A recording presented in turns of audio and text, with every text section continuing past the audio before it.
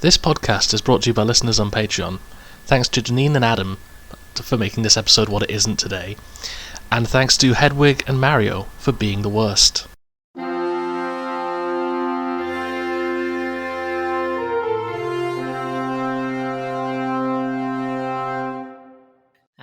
Welcome to the Probably Bad Podcast, a podcast which is definitely bad. I'm Pencil.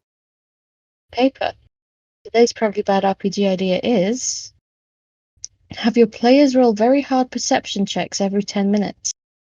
When someone finally succeeds, that's when you reveal that the big bad has been stood 5 feet to the right of the party for the whole adventure.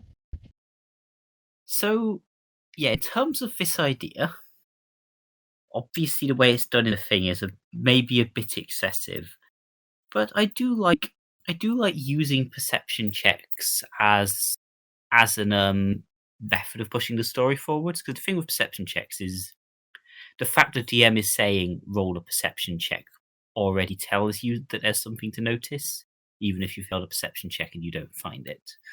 So I feel there's something there with using perception checks as foreshadowing, which I think has been done before, but just I like the idea of kind of that the big bad knows what you've been doing this whole time. Because then when you finally face them, just wherever that ends up being, they've got so much ammo.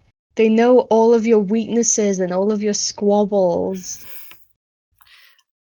Yeah, I mean, I guess it could always be the big bad is I guess it's just the extreme version of the big bad is actually the team mascot or actually your friend.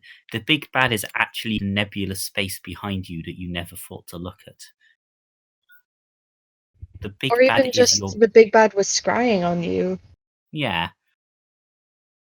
Actually, I do like the idea of the big bad being just in the corner of your eye the whole time. Yeah. That is some spooky shit. Yeah, you could even do it as you just occasionally mention this when you're describing people in the background, you just mentioned there's a kid and there's an old man in a green shirt and there's a couple and so forth. You go through the things and see if anyone notices that you mentioned the old man in the green shirt every time, and that's the big bad, and he's just been in the background of all of the scenes. I do love that. The idea of just... it's very... what's the word I'm looking for? Kind of Gothic? Yeah. Just this kind of hovering threat that you don't see as a threat until it's too late. Yeah. But yeah, I hope I'm using Gothic right. Well, if we're not, the internet will yell at us. Yeah. Yeah, or if they're invisible and you just keep leaving hints that there's something invisible moving around. That's the way it's kind of the classic DM thing of, oh, I got a 4 in investigation. You are in a room. Yeah. It's that same kind of thing. I got a 4 in perception. There's a man. Except this time the man is actually 9 foot tall, fiery, and has a skull mask. You only noticed that it's a man. Actually, I do with the old man in the green top idea. It's just mentioned. You notice the old man in the green top is also a pit fiend. Not sure how you missed that the first few times. You could either do it very seriously if it's there's an invisible or beneath notice villain, or do it entirely as comedy that the Tarrasque has been stood directly behind you for the entire adventure, and you've just been distracted. There is also the concept of the fact that the reason the perception check is so high is just the big bad is a master of disguise. The big bad is the shopkeeper that you met in the first town, and the little girl that you rescued, and the dog that you found. I just love the idea of the party is following this dog, and then the dog just turns around and takes off its dog mask. It's the Tarrasque and is haha, fooled you again. I don't know why the Tarask talks in this scenario, but I feel it needs to. Read, I was just about to say, this dog has a unibrow and a tattoo on its ankle. Like, every time the characters meet a new person, roll a dice, and if it's a 1, it's Count-Olaf. Count-Olaf would be such a good D&D villain, though, because he has all these big, elaborate schemes that are very easily foiled. Yeah. He's a perfect D&D villain. Because part of why I like the series of Unfortunate Events books is kind of just the fact that he would be so easy to beat, except the people with the actual power to do so are useless. Yeah. And doesn't that just sound like every D&D one shot that's turned into a short campaign? But yeah, like, I feel portraying all kings and queens and monarchs and other quest givers as Mr. Poe from a series of Unfortunate Events also works quite well. Yeah, because, like, once again, it's people who have the authority and the power and the resources to do something about this and just don't. I think what we've gone for here is just the series of Unfortunate Events role-playing game. I would play that, though, as long as I got to play Sonny. There are only 3 character classes, and those are the 3 orphans. For anyone listening who doesn't know what series of Unfortunate Events are, I guess this whole thing is very confusing to you. But if you want to find out, I recommend the books or the Netflix series and not the film. I do really like just Master of Disguise villain following around who may or may not be Count-Olaf. Like, even when you're not around people, they're a tree. Like the kid no one likes in a school play. That's their backstory after being repeatedly made to play the tree in the Christmas Nativity. They now have become the tree. I did once play a dancing cat in the Nativity play. It was kind of a downgrade because I've been an angel and I've been Mary, and then I was a dancing cat. The 2 roles I can remember from my school plays were Evil Robot number 7 and Zombie number 9, I think. I'm not up on my scripture, but I don't remember robots in the Bible. Well, I mean, clearly you didn't go to school with the cool Jesus. Nick, the producer, is just silently losing it. Okay, there was okay, so it was a set in the future nativity.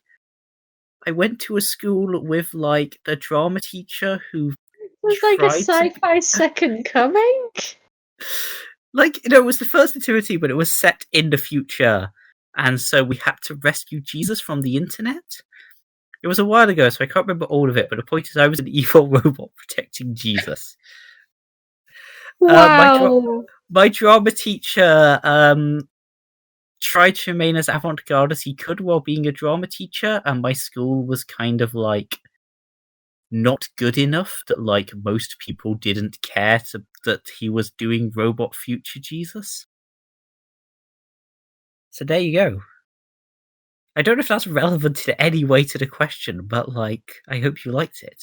Speaking of speaking of Jesus, speaking of questions, shall we do some questions? Yeah, I feel future Jesus is maybe the point that the conversation should move on.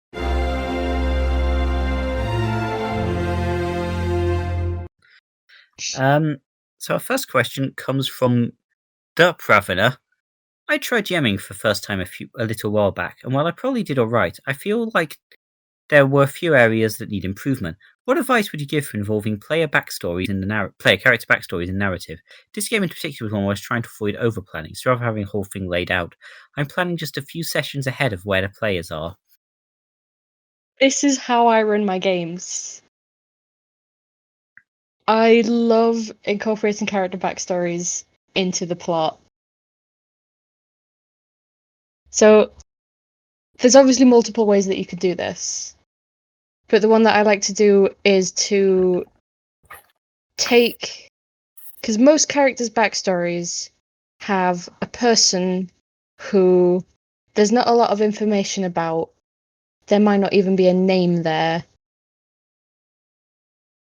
Just stick them in as like intentionally or unintentionally helping the big bad. Like there was one where it was a character's kind of deadbeat dad who happened to also be a gatekeeper for this quite important magical artifact. So yeah, that was sort of one way of doing it, or in a more minor way, they can just act as sort of plot helpers. So like maybe you happen to go to a character's hometown and then you can just muck around with that for a session or two. Just hey, your mum needs help with something. Oh no, there's a monster and stuff like that. Yeah, the way I did it in a superhero game I ran was for each player's backstory, I had like one big event which involved their backstory, like, their arch enemy villain attacking or what have you. And then I had sort of a smaller plot thread that would go through, like a rival superhero is also doing things, and you occasionally hear about them and can go deal with that or not as you want. So, yeah, occasional big things where their backstory comes in versus just mentioning things in the background that, yeah, this is what this person's doing, or, hey, that person you saved now runs a cake store. I don't know why. That kind of thing. Yeah, or you can do kind of have like a mini arc that's relevant to each character's backstory, but each one has hints to what the big bad is doing. Like you don't have to plan precisely what the big bad's overall plan is or what each step is, but it's just kind of say the big bad wants to take over X country. It could be like, okay, this character's arc involves, I don't know, a county fair. The big bad has a minion there getting hold of something. You might want to deal with that while you're dealing with whatever that arc is. Now, in terms of bad ways to incorporate your player's backstory into the game, the only thing I can think of is backstory as a terrible use.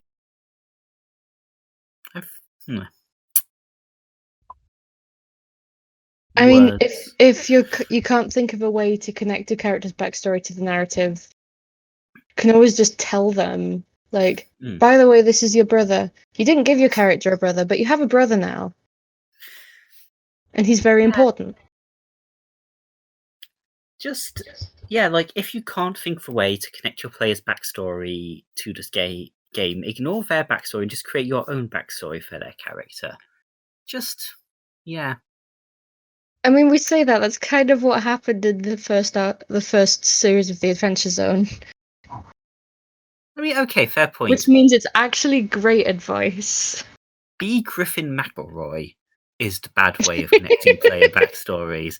So, yeah, try and be Griffin McElroy, and then you'll be, like, charming enough that the players won't mind that you've just decreed that instead of a dad, they have 30 badgers who spawned them from the ether. I've never watched The Adventure Zone, full disclaimer, but I think that's what happens. I mean, I kind of like the idea of a character that was raised by badgers. I like the idea of a character who's raised by badgers and didn't find out until 3 sessions in. The badgers were in disguise. I thought they were just tiny, hairy people. Turns out that rather than being a dwarf, you were actually raised by badgers.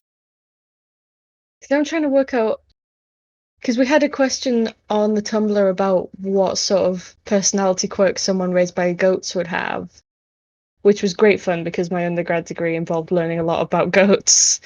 So I'm just wondering what personality quirks someone raised by a badger would have, because all I can think of is Mr. Badger from Wind in the Willows. All I can think of is, like, the honey badger never stops biting people. They just bite every person they meet. So we're just circling back to Sonny Baudelaire at this point. So this has actually been a series of unfortunate events podcast this whole time. That's what you get for not succeeding at your perception rules.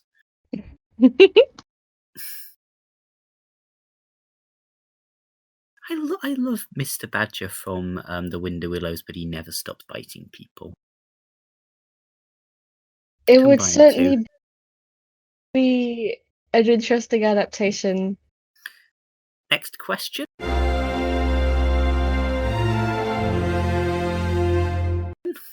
Yes, comes from Sylvia, and they ask, I don't know if either of you have played Curse of Strahd, but if you have, then I have a question. Best and work Tarokka deck readings? I think having the Sun Sword being like the Vistani wagon would be bad. Or if you haven't played Curse of Strahd specifically, pros and cons of rigging things like that as a DM. I rig shit like that all the time. Hmm? I rig stuff like that all the time. I haven't played Curse of Strahd, but if players have got something like a deck of many things, and there's certain ones that would just, well, if you go off and follow this thread now, the world will end. So I'm just going to secretly take these options off the table for now. Yeah, I have played Curse of Strahd, but I didn't get to the point with the Tarokka deck readings because one of the players insisted on having a spaceship, and it kind of derailed the gothic horror of the game. Random intrusions of sci-fi into things that shouldn't have sci-fi seem to be a recurrent trend in my life. But yeah, generally, like with divination card readings in games, I think it's generally just easier to say, yeah, you pick up a card and it's the one with a sun on it, and that means you need to kill a vampire. I assume that's what happens in Curse of Strahd. Like I said, we went off script very quickly. In terms of, like, I think with the deck of many things, just don't put it in unless you're willing to have have it accidentally end the campaign. If that makes fair. sense. This was very early in my DMing career. Yeah, that's fair. But yeah, basically, I think, like, at the risk of accidentally roasting paper, like, if you are doing a random thing and you need to rig it, then you possibly need to get the options that you need to rig to avoid having off the random table, or just remove randomness entirely and be like, yeah, you draw this card. So I didn't quite realize what the Tarokka deck was, but if it's Okay. divination, like, absolutely rig divination. Yeah. Yeah, I believe. Just because you can't just have, like, oh, well, this is what I planned, but I guess we're going to do this instead. Like, Yeah, I've had characters use actual divination spells, and it's like, okay, this is what I had planned for next session, so I'm going to hint at that. Yeah, I have. So from what I've looked up of the Tarokka deck, which was in no way literally just now. Yeah, I probably should have looked it up in advance, but I have been busy with, like, trying to convince my university to let me do my dissertation. I've been good luck, and also I've been busy with the apocalypse. But Well, that too. yeah, so essentially, you'd use a deck. It's essentially just a tarot reading, but like an in-universe tarot reading using decks of cards to represent fantasy tarot. And yeah, it does seem like just. Yeah, it's meant to be that you decide where things are at that point using what you get. Like, you get the one that means commerce, and you're like, so it's in a bank, or that kind of thing. But yeah, I feel I would absolutely rig that. Yeah, it sounds like it's almost a means of planning partway through. Yeah. Which feels odd and wrong to me. Not to, like, if you like Tarokka decks, then all power to you, but yeah, it seems like a strange choice of. If you enjoyed this podcast, don't forget to subscribe on Patreon at patreon.com/probablybadrpgideas.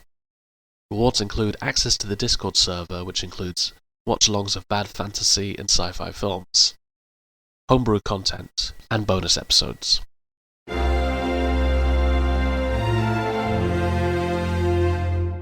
So we have one more question, which comes from Raging Roses. My siblings and I are all going to be playing D&D for the first time. Do you have any tips for me as a DM? Because I don't really know what I'm doing. This is concerningly vague. Like, Step are you one. ready to DM? Be Griffin McElroy, as established. Like, it is hard to come up with just. I would like to know how to be a DM. I Like, think there's the let your players muck around is important, like because that's how you get a lot of world building done. If you just railroad them, then there's no real stakes, I guess. It's just like, you need to save this village. Okay, cool, we saved it.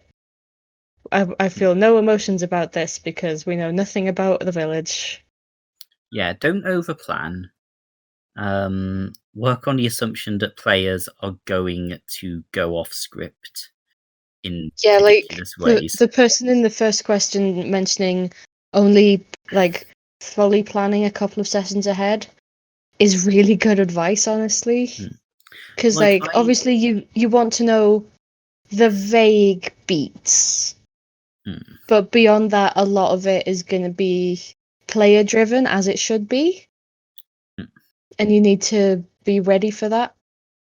Think of it more as akin to like you are helping these people create a story rather than you are sitting on a big chair and telling these people what to do, which is a mistake a lot of starting GMs make.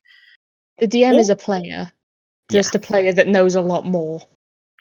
Or sit on a big chair, make a crown, have a scepter. Whenever people don't follow your plot, hit them with it. I mean, there's nothing saying that you can't also sit on a big chair. Yeah. Like in our Discord game, we tend to change the nickname of whoever's running it to something like the Mighty DM or just God.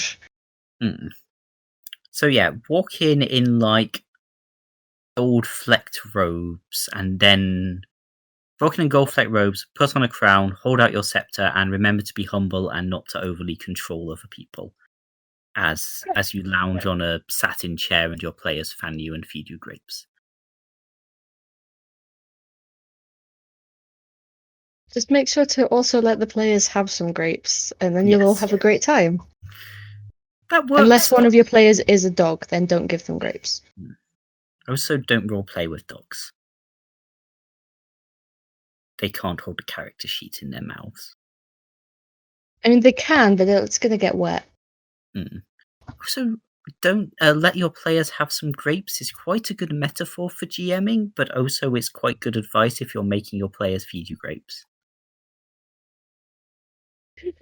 That wasn't intentional, but I guess so. Like, everyone needs some aspect of some element of power. Like, when if you're making a D&D setting, or you're just like having them go to a town, don't decide everything about this place in advance. Unless your players are going to want something that you didn't think of, but you wish that you did. Yeah, like it's always good to let players have some input into the world building, whether that's explicitly, hey, what do you want to make to build here, or if it's just like, I'm gonna go to the tavern or something, and like you're like, okay, yeah, sure, there's a tavern here, which is a very boring example, but you know what I mean.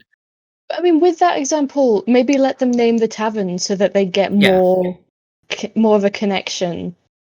Yeah. Because you want them to have a sense of ownership over what is happening, rather than just being dumped into it. Yeah, I think general But don't let them have a spaceship. Yeah, unless it's something completely ridiculous, like I would like a spaceship. Always try and say yes to your players, even if it's like, a yes but or yes you can try or something. Like, unless they are being completely ridiculous, don't say nope, you just can't do that.